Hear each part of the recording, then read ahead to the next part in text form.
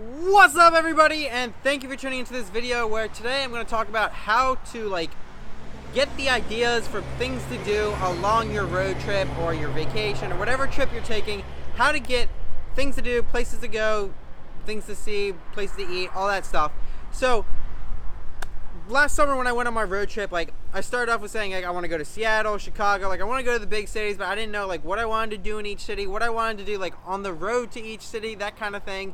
And so my attempt was to try to throw myself outside my comfort zone. So I didn't really plan too much for the in-betweens, but in the cities, I researched things to do and stuff like that. So to start off, if you're actually researching what you're going to do in the common big cities, things like that, like Chicago, Seattle, New York, I always like to do things to do and put in the city. And Google will bring up top things to do or top sites. And if you click on that, it'll show you a map of the area and then all the different things you can go through, pick through it, read about a little bit of it, about each of them, see if it sounds interesting to you.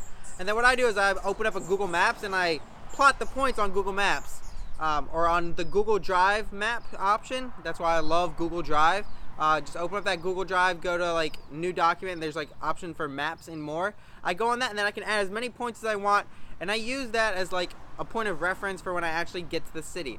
Now, that list of things is not always enough. I always like to go onto social media as well, put out there hey, I am going to blah blah blah blah, I am looking for any recommendations, suggestions. I'm doing that right now for my trip back home. I'm going across the northern part of the country, the northern part of the country, and I'm looking for things to do in Washington, Idaho, Montana, North Dakota. So if you guys have advice for that, feel free to let me know. But I like to do that as well. I also like to go to the visitor centers in every city that I arrive in. First thing I go, do that. They usually have tons of information. I get a map from them, everything. I tend to use my GPS on my phone for getting around, but it's nice to have a map that I can kind of map out which directions I'm going to go, in what order, that kind of thing. So I have a nice day planned out.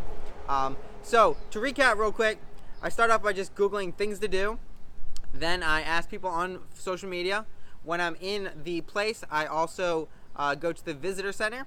And then also I like to, when I walk into, say a coffee shop or a farmer's market, things like that, and I tell them about what I'm doing, I'll also ask them, hey, do you have any things that I should go see or things that I should check out? So just kind of asking locals what there is to do, and that's how I kind of get some of my advice, which is really not popular advice, stuff that people don't usually find on the internet because it's all from the locals.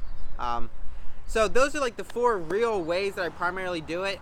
If you guys have any questions about how else to plan a trip and maybe how to find stuff in between, I always like to ask before I leave the city or before I leave the tourist center. I ask them are there things to do on the way to, say, whatever my next city is or the next national park, whatever it is, because usually they'll have an idea of that as well, because that's what they do for their vacation to get away from the city. So with that being said, if you guys have any questions, you need help planning anything, feel free to reach out to me. I am here for you. That's what I'm doing with the Young Travelers Movement. Feel free to go and join us on that Facebook page, because that's how you get all the tips and tricks that I share and some ideas for different things. But please do connect with me no matter what, whatever you want.